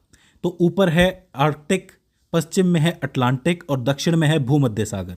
मैं आपको बता दूं कि जो भूमध्य सागर है ये अटलांटिक महासागर से ही जुड़ा हुआ है, यहाँ पे आप देख सकते हो। तो तीन तरफ से ये पानी से घिर जाता है, तो पूरा यूरोप एक प्रायद्वीप हो जाता है। सबसे पहले तो इसको याद रख लो, प्रायद्वीप हो जाता है। तो पूरा यूरोप एक प्रायद्वीप हो जाता है। लेकिन इस बड़े से प्रायद्वीप में छोटे छोटे प्रायद्वीप भी आपको नजर आएंगे। जैसे कि आप उत्तरी यूरोप की तरफ देखो तो आपको यहाँ पे स्वीडन नजर आएगा, नॉर्वे नजर आएगा। ये भी तीन तरफ से पानी से घिरा हुआ है, 1 2 3, तो ये भी एक प्रायद्वीप हो जाता है। इसको आप स्कैंडिनेवियाई प्रायद्वीप कहोगे। ये जो देश आपको ऊपर नजर आ रहे हैं, स्वीडन, नॉर्वे, ये स्कैंडिनेवियाई देश हैं, तो इसको स्कैंडिनेवियाई प्रायद्वीप कहा जाएगा। वहीं अगर आप थोड़ा नीचे आओगे इस तरफ तो यहाँ पे आपको ब्रिटेन नजर आएगा। जैसा मैंने कहा था, यूके, यूनाइटेड किंगडम, ये ब्रिटेन भी जो है तीन तरफ से पानी से घिरा हुआ है, तो इसका मतलब ये भी एक प्रायद्वीप हो जाता है, ब्रिटेन प्रायद्वीप जिसको आप कहोगे। थोड़ा यहाँ आओगे तो यहाँ पे आपको इबेरियन प्रायद्वीप नजर आएगा। इबेरियन प्रायद्वीप में आपको पुर्तगाल और स्पेन नजर आएंगे, ये भी तीन तरफ से पानी से घिरे हुए हैं। थोड़ा सा इधर आओगे तो आपको इटली प्रायद्वीप नजर आएगा। इटली प्रायद्वीप भी तीन तरफ से पानी से घिरा हुआ है। यहाँ पे Italy, San Marino, Vatican City, Monaco, ये सारे देश आते हैं, अभी मैं आपको बताऊंगा। तो ये इटली प्रायद्वीप हो जाता है। इस तरीके से थोड़ा यहाँ आओगे तो यहाँ पे आपको स्लोवेनिया, क्रोएशिया, बेसिना और हर्जेगोविना, ये सारी कंट्रीज नजर आएंगी। तो ये कंट्रीज भी तीन तरफ से पानी से घिरी हुई हैं, तो ये भी एक प्रायद्वीप है, इसको बाल्कन प्रायद्वीप कहा जाएगा। तो हम क्या कर सकते हैं कि पूरे यूरोप को प्रायद्वीपों में तोड़ सकते हैं। उत्तर का प्रायद्वीप अलग हो गया, इसके अलावा इबेरियन प्रायद्वीप अलग हो गया, ब्रिटेन प्रायद्वीप अलग हो गया, इटली प्रायद्वीप, बाल्कन प्रायद्वीप।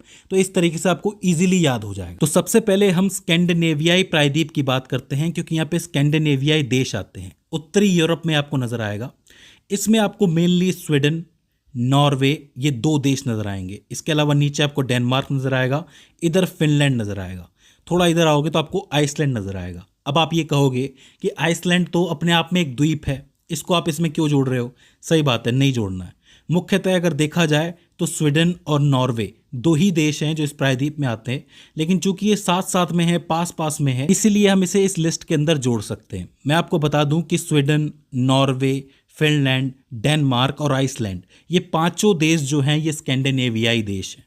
अब आप मुझसे पूछ सकते हो कि ये स्कैंडिनेवियाई देश क्या होते हैं। तो देखो, स्कैंडिनेवियाई देश वो देश हैं जहाँ का इतिहास और संस्कृति काफ़ी ज़्यादा मिलती जुलती है। जैसे कि यहाँ पे समान भाषाएं बोली जाती है, स्वीडिश हो गई, नॉर्वेजियन हो गई, डेनिश हो गई, ये बेसिकली मिलती जुलती भाषाएं हैं और इनकी सामाजिक संरचनाएं और जीवन शैली भी एक जैसी।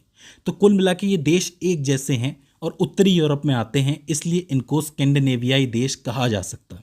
तो एक लिस्ट में आप रख सकते हो 5 देशों को। पहला है स्वीडन, जिसकी राजधानी है स्टॉकहोम। नॉर्वे, जिसकी राजधानी है ओस्लो। फिनलैंड है, इसकी राजधानी है हेलसिंकी।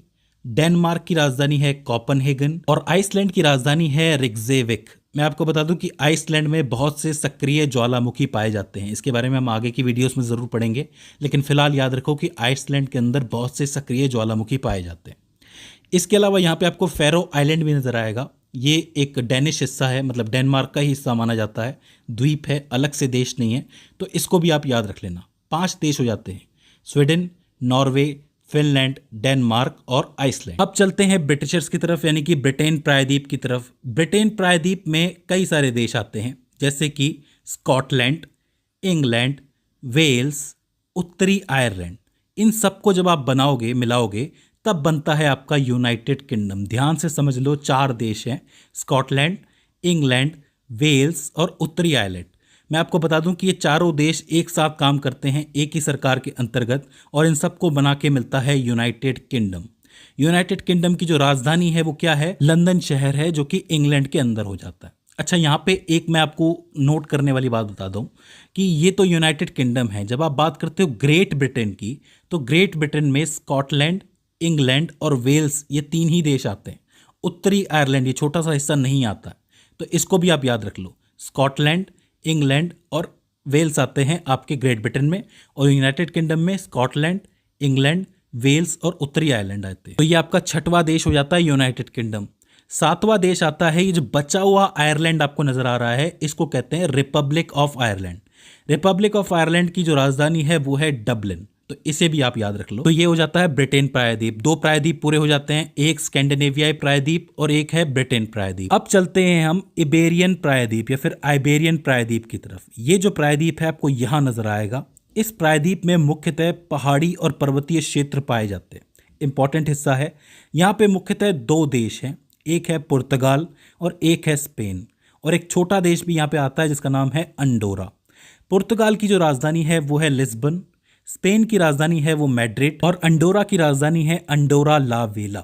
तो ये 8, 9 और 10 नंबर पे देश आते हैं, पुर्तगाल, स्पेन और अंडोरा। तो 3 प्रायद्वीपों में 10 देश पूरे हो जाते हैं। ऊपर स्कैंडिनेवियाई देश है, उसके बाद ब्रिटेन प्रायद्वीप है, और इधर आइबेरियन प्रायद्वीप है। अब हम चलते हैं इटली की तरफ। इटली भी काफ़ी बड़ा है, या आप देख सकते हो इटली काफ़ी बड़ा हो जाता है।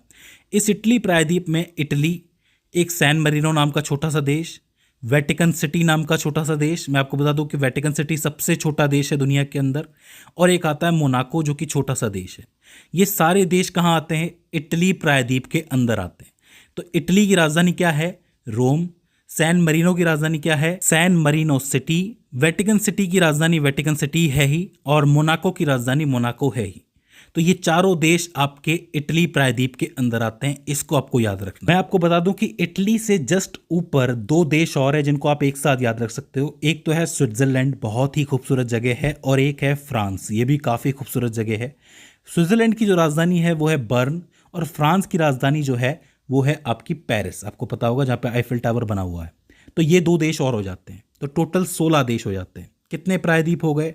स्कैंडिनेवियाई, ब्रिटेन, आइबेरियन और इटली। तो ये 5 प्रायद्वीप में हो जाते हैं 14 देश, और 2 देश इसके ऊपर हैं, स्विट्जरलैंड और फ्रांस। इनको आप याद रख सकते हो। अब हम चलते हैं बाल्कन प्रायद्वीप की तरफ, यानी कि यहाँ पे बाल्कन प्रायद्वीप आपको नजर आएगा। इसके अंदर भी तकरीबन 8 देश आते हैं। एक आता है स्लोवेनिया, यहाँ पे स्लोवेनिया नजर आएगा। इसके बाद आपको क्रोएशिया नजर आएगा। इसके पास में आपको बेसिना और हर्जेगोविना नजर आएगा। बहुत लंबे लंबे नाम है लेकिन काफी महत्वपूर्ण है, तो याद रखो बेसिना और हर्जेगोविना। इसके पास में मॉन्टेनेग्रो है, सर्बिया, कोसोवो, नॉर्थ मैसेडोना और अल्बेनिया नजर आएगा। ये सारे देश जो हैं वो बाल्कन प्रायद्वीप के अंदर आते हैं। स्लोवेनिया, क्रोएशिया, बेसिना और Herzegovina, Montenegro, Serbia, Kosovo, north मैसेडोना और अल्बेनिया। ये जितने भी नाम हैं ये थोड़े से अटपटे हैं, इसलिए बाल्कन कंट्रीज कहा जाता है इनको। इनकी भी जो संस्कृति है वो एक ही जैसी है। यहाँ पे स्लोवेनिया की राजधानी लुब्लियाना है, क्रोएशिया की राजधानी है जाग्रेब, बेसिना और हर्जेगोविना की राजधानी है साराजेवो, और मॉन्टेनेग्रो की राजधानी है पॉडगोरिका, सर्बिया की राजधानी है बेलग्रेड, कोसोवो की राजधानी है प्रिस्टीना, नॉर्थ मैसेडोना की राजधानी है स्क्रोप्जे, और अल्बेनिया की राजधानी है तिरान। मुझे पता है कि इस वक्त ये नाम आपको बहुत ही कठिन लग रहे होंगे, लेकिन बाल्कन कंट्रीज़ के जो नाम हैं वो कई बार प्रैक्टिस करने पे ही याद होते हैं। मैं आपसे कहूँगा कि बाल्कन प्रायद्वीप का हिस्सा बार बार देखिएगा इस वीडियो का, क्योंकि इसको लिखने से ही ये नाम याद होंगे, सीधे सीधे नाम नहीं होंगे, तो इनको लिखना ज़रूरी हो जाता है। अब देखिए, बाल्कन कंट्रीज़ के पास और भी कुछ कंट्रीज़ हैं जिनको आप बाल्कन का ही हिस्सा मान सकते हो, जैसे कि यहाँ पे आपको रोमानिया, बुल्गारिया नज़र आएगा, नीचे आपको ग्रीस नज़र आएगा, और यहाँ पे टर्की का छोटा सा हिस्सा नज़र आएगा। अब यहाँ पे ध्यान देने वाली बात यह है कि जो टर्की है वो वैसे तो एशिया का हिस्सा माना जाता है, लेकिन इसका थोड़ा हिस्सा यूरोप के अंदर भी आता है। तो जो टर्की की राजधानी है वो अंकारा है, ग्रीस की राजधानी है वो है एथेंस, बुल्गारिया की राजधानी सोफिया है, और रोमानिया की जो राजधानी है वो बुखारेस्ट है। तो आप ऐसा कर सकते हो कि ये जो 8 कंट्री आपने बाल्कन कंट्रीज़ में लिखी हैं, इसके साथ ही 4 भी याद कर सकते हो। टर्की तो वैसे ही रह जाएगा याद, टर्की को एक बार के लिए अलग भी कर दो तो ग्रीस, बुल्गारिया और रोमानिया ज़रूर याद रखना। टर्की को एक बार अलग मान के चलो, क्योंकि टर्की क्या है, एशिया के अंदर भी है और यूरोप के अंदर भी है, तो इसकी एक अलग कैटेगरी बन जाएगी। क्योंकि बहुत से ऐसे देश भी हैं जो एशिया के अंदर भी होते हैं और यूरोप के अंदर भी होते हैं, तो टर्की उन्हीं में से एक है। तो आप इन 8 बाल्कन कंट्रीज़ के साथ ये 3 और जोड़ लो तो टोटल 11 बाल्कन देश हो जाते हैं। ठीक है, इसके बाद आपके मध्य के देश बचते हैं। मध्य के देश बोले तो ये बीच वाला पूरा हिस्सा बचता है। अब मध्य के देश बताने से पहले मैं आपको एक कैटेगरी और बता देता हूँ कि वो देश जो एशिया में भी हैं और यूरोप के अंदर भी हैं। तो जो एशिया और यूरोप दोनों के अंदर पाए जाते हैं वो देश कौन कौन से हैं? Russia, Armenia, Azerbaijan, Cyprus, Georgia, Kazakhstan और माल्टा। ये वो देश हैं जो आपको एशिया में भी मिलेंगे और यूरोप के अंदर भी मिलेंगे। इन्हीं में आप टर्की को भी जोड़ लो। रशिया की जो राजधानी है वो मॉस्को है। आर्मेनिया की राजधानी चेरेवान है। मैं आपको बता दूं कि जो आर्मेनिया है उसका अधिकांश हिस्सा एशिया के अंदर है, पर थोड़ा सा पश्चिमी भाग जो है वो यूरोप के अंदर पाया जाता है। इसके अलावा अज़रबैजान की राजधानी बाकू है। साइप्रस की राजधानी जो है वो निकोसिया है। जॉर्जिया की राजधानी तिब्लिसी है। कजाकिस्तान की राजधानी जो है वो नूर सुल्तान है और माल्टा उसकी राजधानी वालेटा है। अब आप मुझसे कह सकते हो कि माल्टा को मैंने कैसे कह दिया कि ये यूरोप का हिस्सा है, तो मैं आपको बता दूं कि माल्टा एक द्वीपीय देश है। माल्टा की जो स्थिति है वो असल में भूमध्य सागर के अंदर है, भूमध्य सागर में है। तो इसका वैसे तो ये अफ्रीका के ज़्यादा करीब है, लेकिन इस पर जो प्रभाव है वो यूरोप का है, इसलिए माल्टा को अलग से आप याद कर सकते हो। तो ये माल्टा भी यूरोप का हिस्सा ही मान लिया जाएगा एक तरीके से। तो ये वो देश हैं जो एशिया में भी पाए जाते हैं और यूरोप के अंदर भी पाए जाते हैं। मध्य में तकरीबन 15 देश और बचते हैं, जिसमें आता है Estonia, Latvia, Lithuania, Belarus, Ukraine, Moldova, Poland, Germany, Hungary, Slovakia, चेक Republic, Austria, Liechtenstein, Luxembourg, Belgium और नीदरलैंड। इनको ठीक से याद कर लो। इसमें से कुछ नाम तो बहुत ही फेमस है, जैसे कि पोलैंड, जर्मनी, हंगरी, स्लोवाकिया। इनके बारे में बताने की ज़रूरत नहीं है, बहुत ही फेमस है। आप कह सकते हो कि यही है एक्चुअल यूरोप। अच्छा, एस्टोनिया की राजधानी जो है वो तिल्लीन है। लातविया की राजधानी रीगा है। लिथुवेनिया की राजधानी विल्नियस है। बेलारूस की राजधानी मिन्स्क है। यूक्रेन की राजधानी कीव है। कीव का नाम तो अभी बहुत ज़्यादा छाया हुआ है, क्योंकि आपको पता है यहाँ पे अभी भी वॉर चल रहा है। इसके अलावा माल्डोवा की राजधानी किशिनो है। पोलैंड की राजधानी वार्सो है। जर्मनी की बर्लिन, हंगरी की बुडापेस्ट, स्लोवाकिया की ब्रातिस्लावा, चेक रिपब्लिक की प्राग, ऑस्ट्रिया की वियना, लाइचेंस्टीन जो कि दुनिया का 6ठा सबसे छोटा देश है, जो कि मध्य यूरोप में पाया जाता है, उसकी राजधानी है वादूज, लग्जमबर्ग की लग्जमबर्ग शहर, बेल्जियम की ब्रुसेल्स और नीदरलैंड की एम्स्टर्डम हो जाती है। तो ये वो है मध्य का यूरोप, जिसको आप कह सकते हो मध्य यूरोप, काफ़ी महत्वपूर्ण माना जाता है। तो इस तरीके से तकरीबन 50 से 51 कंट्रीज़ हो जाती हैं, 50 से 51 देश हो जाते हैं जो यूरोप का हिस्सा माने जाते हैं। मैं आपको बता दूं कि इसमें से बहुत से देश अभी भी विवादास्पद हैं। वो इसलिए क्योंकि अभी भी इस पे बहस चल रही है कि इनमें से कौन से देश जो हैं वो यूरोप में आएंगे और कौन से एशिया के अंदर आएंगे। तो फिलहाल आप इन कंट्रीज़ को याद कर लो और अपनी तरफ से नक्शे को भरने की कोशिश करो। दोस्तों, आज की इस वीडियो में मैं आपको अफ्रीका महाद्वीप का नक्शा समझाऊंगा। जी हाँ, इट्स टाइम फॉर अफ्रीका। दोस्तों, अफ्रीका महाद्वीप दुनिया के लिए एक संदूक के जैसा है। संदूक का मतलब समझते हैं, जिसमें बहुत से हीरे जवाहरात भरे हुए होते हैं। वैसे ही अफ्रीका की जो धरती है उसमें बहुत से खनिज गड़े हुए हैं। सोना, चांदी, तांबा, लोहा, हीरे, क्या नहीं है वहाँ पे, जो भी आप नाम लो सब कुछ आपको मिलेगा। तरह तरह की मिट्टियाँ हैं वहाँ पे, बहुत अच्छी भौगोलिक स्थिति है। लेकिन हाल वही है जैसे हमारे झारखंड, बिहार और छत्तीसगढ़ का है। कहने का अर्थ ये है कि इन इलाकों में खनिज बहुत ज़्यादा पाए जाते हैं, बहुत अच्छी मात्रा में पाए जाते हैं, लेकिन उसके बावजूद यहाँ के लोगों का कोई फ़ायदा नहीं होता। आपको पता है, राजनीति जो है सब कुछ खा जाती है। वही हाल अफ्रीका के साथ है। मैं ये नहीं कहूँगा कि सारे अफ्रीका का यही हाल है, लेकिन अफ्रीका के कुछ हिस्से हैं, जैसे कि पश्चिमी अफ्रीका का जो हिस्सा है, वहाँ पे खनिज होते हुए भी वहाँ के लोग बहुत परेशान हैं। इसी तरीके से कुछ हिस्से बहुत ही अच्छे हैं, जैसे कि आप साउथ अफ्रीका की बात करो तो वहाँ पे बहुत तरक्की भी हुई है। तो मिला जुला सा हिसाब चल रहा है। जैसे भारत में, भारत के कुछ हिस्से बहुत फले फूले हैं तो कुछ हिस्से बहुत पीछे भी रह गए हैं। तो इसी को ध्यान में रखते हुए आज मैं आपको अफ्रीका के सारे देश बताऊंगा, उनकी स्थिति बताऊंगा और उनकी भौगोलिक विशेषताओं को बताने की कोशिश भी करूंगा। दोस्तों, अफ्रीका महाद्वीप में मुख्य भूमि में तो देश हैं ही, साथ ही द्वीपीय देश भी आपको नज़र आएंगे। यहाँ पे एक बड़ा सा द्वीप आपको नज़र आएगा, ये भी है, छोटे मोटे द्वीप भी हैं, ये सब देश हैं। इसके अलावा ये मेन भूमि तो है ही है, तो दोनों तरीके के देश हैं यहाँ पे। अगर गिनती की बात की जाए तो पूरे अफ्रीका महाद्वीप में तकरीबन 54 से लेके 56 तक देश हैं। अब आप कहोगे कि मैंने 54 से 56 क्यों कहा? देखिए, आज की अगर आप बात करोगे तो आपको 54 देश मिलेंगे, लेकिन क्या है कि ये भूमि बहुत बड़ी है और साथ ही लोग भी यहाँ पे बहुत रहते हैं, तो यहाँ पे जो सीमाएं हैं उनका बदलाव होता रहता है। देशों की जो स्थिति है वो थोड़ी बहुत बदलती रहती है, इसीलिए आपको 54 से 56 के बीच में एक स्टैंडर्ड नंबर मिल जाता है। 54 से 56 देश है। किसी और महाद्वीप के मुकाबले ये नंबर बहुत ही ज़्यादा है। तो अगर आपसे कोई पूछता है कि सबसे ज़्यादा देश कौन से महाद्वीप में हैं, तो आप लिखेंगे अफ्रीका महाद्वीप में। अगर अफ्रीका महाद्वीप की भौगोलिक स्थिति के बारे में बात की जाए तो ये एक ऐसा महाद्वीप है जो पूर्वी हिस्से में, पश्चिमी हिस्से में, उत्तरी हिस्से में और दक्षिणी हिस्से में हर जगह आता है। अगर आप एक प्रधान देशांतर रेखा बीचों बीच खींचोगे तो पूर्वी हिस्से में एक बड़ा हिस्सा आपको नजर आएगा अफ्रीका का, वहीं पश्चिमी हिस्से में भी एक बड़ा हिस्सा नजर आएगा। भूमध्य रेखा खींचोगे तो उत्तरी हिस्से में लगभग आधा अफ्रीका आता है और दक्षिणी हिस्से में भी लगभग आधा अफ्रीका आता है। तो आप कह सकते हो कि अफ्रीका इज एवरीवेयर, यानी कि अफ्रीका तकरीबन हर जगह पर है।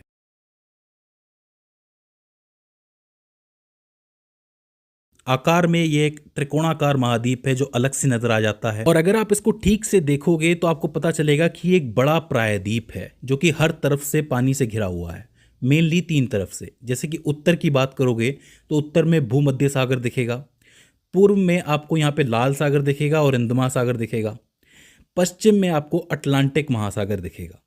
हालांकि अगर आप दक्षिणी हिस्से में भी देखोगे तो यहाँ पे दक्षिणी महासागर भी आपको नजर आएगा। तो आप ये कह सकते हो कि हर जगह से, हर दिशा से जो अफ्रीका है वो पानी से घिरा हुआ है। मैं आपको बता दूं कि अफ्रीका महाद्वीप में कई भौगोलिक विशेषताएं हैं। उदाहरण के लिए पर्वत की अगर बात करें तो यहाँ पे एक बहुत बड़ी पर्वत श्रृंखला है, एटलस पर्वत श्रृंखला, जिसको अटलास पर्वत श्रृंखला भी कहते हैं, जो कि उत्तर पश्चिम हिस्से में फैली हुई है, इस हिस्से के अंदर फैली हुई है। काफी लंबी पर्वत श्रृंखला है, इंपॉर्टेंट है। वहीं दक्षिणी हिस्से में आप देखोगे तो आपको ड्राकेंसबर्ग पर्वत श्रृंखला नजर आएगी, जो कि दक्षिणी हिस्से में फैली हुई है, ड्राकेंसबर्ग पर्वत श्रृंखला। जब हम इसकी पर्वत पढ़ेंगे तो इसको हम ज़रूर पढ़ने वाले हैं। अगर आप नदियों की बात करोगे तो दुनिया की सबसे बड़ी नदी नील नदी भी इसी महाद्वीप के अंदर बहती है, जो कि इस तरीके से गुजरती है। इसी के साथ कांगो नदी, जो कि अफ्रीका की दूसरी सबसे लंबी नदी है, वो भी यहाँ पे गुजरती है। और यहाँ पे एक बहुत बड़ी झील भी है जिसका नाम है विक्टोरिया झील। ये तीनों के तीनों नाम जो हैं, इनसे सवाल बनता है, नील नदी, कांगो नदी और विक्टोरिया झील। कांगो नदी के बारे में मैं आपको बताऊंगा अभी कि कांगो देश को इसने किस तरीके से बांटा हुआ है, तो इसको आपको याद रखना है। इसके अलावा जो दुनिया का सबसे बड़ा रेगिस्तान है, जिसको सहारा मरुस्थल या फिर सहारा रेगिस्तान कहा जाता है, ये भी अफ्रीका के अंदर ही स्थित है। यहाँ बहुत से वर्षावन आपको मिल जाएंगे, मैग्रोव के दलदल आपको मिल जाएंगे। खनिज संपदा की बात करोगे तो सोना, हीरा, तांबा, यूरेनियम, ये सब प्रचुर मात्रा में अफ्रीका में मौजूद है। तो कुल मिला के भौगोलिक दृष्टि से भरा हुआ यह महाद्वीप, जब हम इसको पढ़ेंगे तो बहुत मजा आने वाला है। फिलहाल आज की इस वीडियो में मैं आपको अफ्रीका के 54 से 56 देश याद करवाने की कोशिश करूंगा कि उनकी स्थिति क्या है, जिससे कि आप जब उत्तर बनाने बैठेंगे, उत्तर लिखने बैठेंगे, तो आपके दिमाग में रहे कि कौन सा देश कहाँ है। तो देखो, यूं तो 54 से 56 देश हैं, एक साथ याद करने जाओगे तो बहुत दिक्कत हो जाएगी, लेकिन डरने की कोई बात ही नहीं है। इसको हम अलग अलग हिस्सों में तोड़ सकते हैं। देखिए, अफ्रीका महाद्वीप को मैं 6 से 7 हिस्सों में तोड़ूंगा, उसमें थोड़े थोड़े देश आएंगे, इजीली याद हो जाएंगे। सबसे पहले ऊपर का हिस्सा देखेंगे, आपको बड़े बड़े देश नजर आएंगे। यहाँ पे उत्तरी परत की बात करते हैं। सबसे पहले पहली परत जो है उत्तरी परत है। उत्तरी परत में आपको 6 देश दिखेंगे। यहाँ से आ जाओ, इस तरफ से राइट साइड से गिनना शुरू करो। यहाँ आता है मिस्र, जिसको आप इजिप्ट भी कहते हो। इसके पास आता है लीबिया। यहाँ पे आपको छोटा सा ट्यूनीशिया नजर आएगा। इसके पास नजर आएगा आपको अल्जीरिया, जो कि अफ्रीका महाद्वीप का सबसे बड़ा देश है, इसको याद रख लो। और इसके पास आपको नजर आएगा मोरक्को, और मोरक्को के अंदर ही आपको छोटा सा पश्चिमी सहारा भी नजर आएगा। पश्चिमी सहारा एक अलग देश है। तो मिस्र, लीबिया, ट्यूनीशिया, अल्जीरिया, मोरक्को और पश्चिमी सहारा। फिर से याद कर लो, मिस्र, लीबिया, ट्यूनीशिया, अल्जीरिया, मोरक्को और पश्चिमी सहारा। पहली लेयर खत्म, 6 देश हो जाते हैं। अब बात करते हैं दूसरी परत के बारे में। दूसरी परत भी इसके जस्ट नीचे आती है, जिसमें आपके 5 देश आते हैं। सबसे पहले यहाँ छोड़ा था हमने, यहीं से शुरू कर देते हैं। मॉरिटानिया, माली, नाइजर, चाड, सूडान। मॉरिटानिया, माली, नाइजर, चाड और सूडान। तो इस तरीके से दो परतें हो जाती हैं, एक सबसे उत्तरी परत और एक दूसरी परत, जिसमें टोटल 11 देश हो जाते हैं।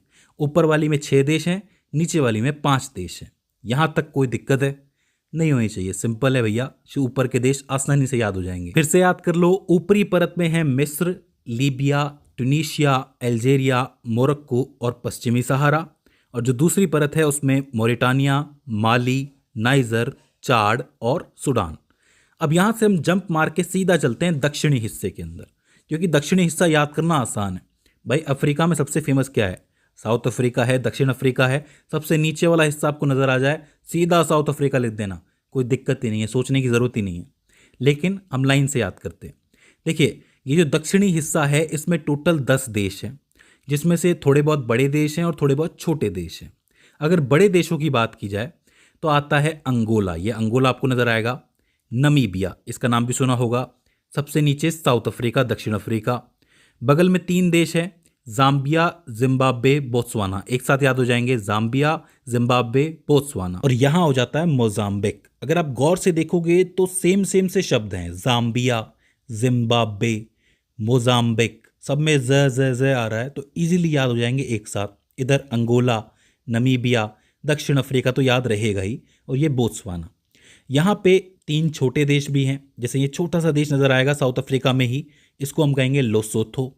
बगल में आपको स्वाजीलैंड नजर आएगा, और ये छोटा सा देश मालावी नजर आएगा। देखो, लेसोथो और स्वाजीलैंड की जो स्थिति है वो दक्षिण अफ्रीका के अंदर ही है, दोनों ही दक्षिण अफ्रीका के अंदर हैं, अलग से देश हैं, और बाहर जो है वो मालावी है। तो इस तरीके से ये 10 देश हो जाते हैं। फिर से बता देता हूँ, अंगोला, नमीबिया, दक्षिण अफ्रीका, जाम्बिया, जिम्बाब्वे, बोत्सवाना, यहाँ पे बसता है मोजाम्बिक, और यहाँ पे 3 देश छोटे से, लेसोथो, स्वाजीलैंड और मालावी। तो ये पूरा दक्षिणी हिस्सा हो जाता है। उत्तर में 2 परत हो गई, 2 लेयर हो गई, नीचे दक्षिण में 1 लेयर हो जाती है। टोटल कितने देश हो गए? 22 देश तो वैसे ही पूरे हो गए, कोई दिक्कत ही नहीं है। यहाँ 3 हिस्से तो हो गए, अब 3 हिस्से और बचते हैं। सबसे पहले हम चलते हैं पूर्व की तरफ, पूर्व अफ्रीका। इसमें तकरीबन 11 देश हैं। सूडान के नीचे आपको दक्षिण सूडान नजर आएगा, दक्षिण Sudan, Ethiopia, Eritrea, Uganda, Kenya, Somalia और तंजानिया, ये बड़े देश है। फिर से याद कर लो, सूडान के नीचे है दक्षिण सूडान, और यहाँ पे इथोपिया, और कोने में इरित्रिया। नीचे है युगांडा, केनिया और सोमालिया। यहाँ पे बिल्कुल नीचे एक देश बचता है जिसको तंजानिया कहते हैं। तंजानिया काफ़ी बड़ा है, तो ये बड़े देश हो जाते हैं। बात करें छोटे देशों की, तो युगांडा के पास आपको रवांडा नजर आएगा, बुरुंडी नजर आएगा, और यहाँ छोटा सा देश है डिजिबोटी। तो ये छोटे देश है, रवांडा, बुरुंडी, सोमालीलैंड और डिजिबोटी। बड़े देश कौन कौन से हैं? दक्षिण सूडान, इथोपिया, इरित्रिया, ये ऊपर हो गए। नीचे युगांडा, केनिया और सोमालिया, और सबसे नीचे तंजानिया, और छोटे देश ये 4 हो जाते हैं। तो इस तरीके से पूर्वी अफ्रीका में 11 देश हो जाते हैं। एक बार प्रैक्टिस करोगे तो जरूर याद हो जाएगा। दक्षिण Sudan, Ethiopia, Eritrea, Uganda, Kenya, Somalia, नीचे तंजानिया, यहाँ पे 4 छोटे देश, रवांडा, बुरुंडी, सोमालीलैंड, डिजिबोटी। तो ये पूर्वी अफ्रीका हो जाता है। पूर्वी अफ्रीका से चलते हैं हम मध्य अफ्रीका की तरफ, यानी कि इसी के पास में ये मध्य अफ्रीका नजर आएगा।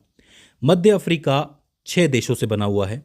सबसे पहले आता है कॉन्गो। अब देखो, कॉन्गो 2 हिस्सों में बटा हुआ है। पहला है कॉन्गो लोकतांत्रिक गणराज्य, ये बड़ा सा देश आपको नजर आएगा।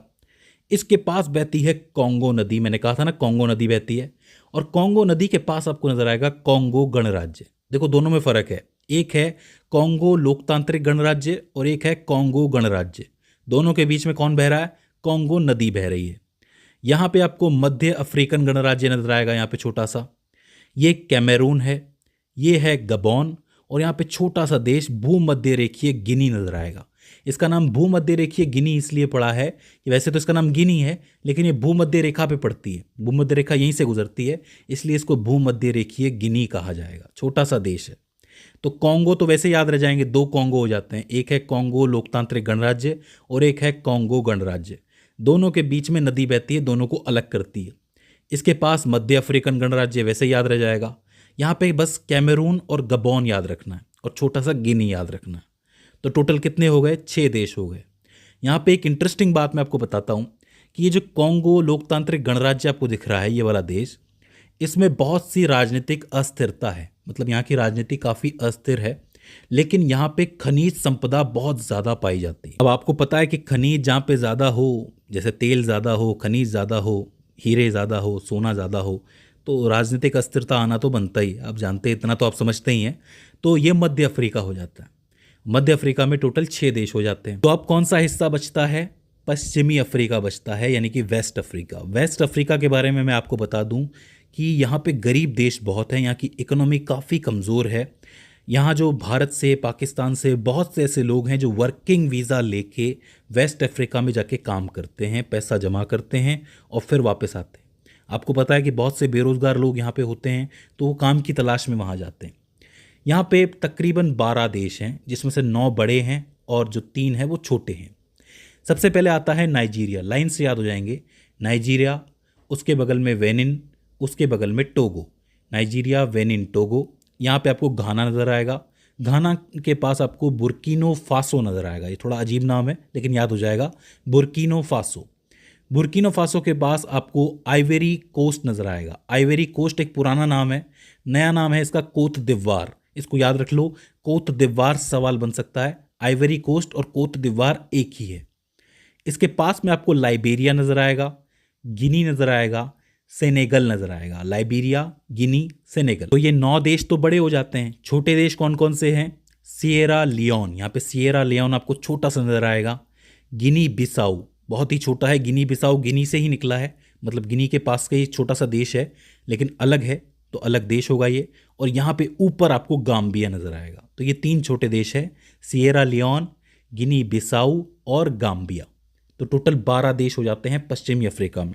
याद रखना, सबसे कम डेवलप्ड एरिया माना जाता है, सबसे गरीब एरिया माना जाता है। तो ये पूरी अफ्रीका की मुख्य भूमि हो जाती है, मेन लैंड हो जाती है। यहाँ पे आपके देश पूरे हो जाते हैं। अब यहाँ पे 5 और देश हैं जो कि द्वीपीय देश हैं, पानी के अंदर हैं, अलग से हैं, मेन लैंड से थोड़ा हटके हैं।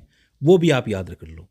सबसे पहले इस तरफ अगर आप पश्चिम में देखोगे तो आपको केप वर्दे नजर आएगा और साथ ही कोमोरोस नजर आएगा। तो केप वर्दे और कोमोरोस याद रख सकते हो।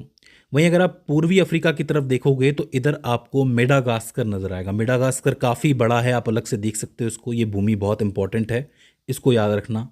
यहाँ पे छोटा सा ऊपर आपको सेशेल्स नजर आएगा। सेशेल्स पूरे अफ्रीका का सबसे छोटा देश है। सबसे बड़ा देश कौन सा था? अल्जीरिया था। सबसे छोटा देश कौन सा है? सेशेल्स है। और आखिर में आपको दिखेगा यहाँ पे मॉरिशियस। इसको मॉरिशस कहते हैं, वैसे तो मॉरिशस गणराज्य, लेकिन कुछ लोग इसको मॉरिशियस भी कहते हैं। ये वही मॉरिशियस है जहाँ पे बड़े बड़े सेलिब्रिटी जाते हैं अपनी छुट्टियां मनाने के लिए, और कई सेलिब्रिटी तो भाग भी जाते हैं छुप के। अगर कोई उन्होंने कुछ कांड कर दिया हो तो वो भाग भी जाते हैं ऐसी जगहों पे, क्योंकि ये द्वीपीय देश है तो कानून इनका अलग होता है, काफ़ी दूर होते हैं, तो इस वजह से इनको कोई पकड़ नहीं पाता। तो ये टोटल देश हो जाते हैं आपके 54 से 55 देश हो जाते हैं पूरे अफ्रीका महाद्वीप के। मुझे उम्मीद है कि आपको सभी देशों की स्थिति नज़र आ गई होगी, समझ में आ गई होगी। आपको बस ये 7 हिस्से याद रखने।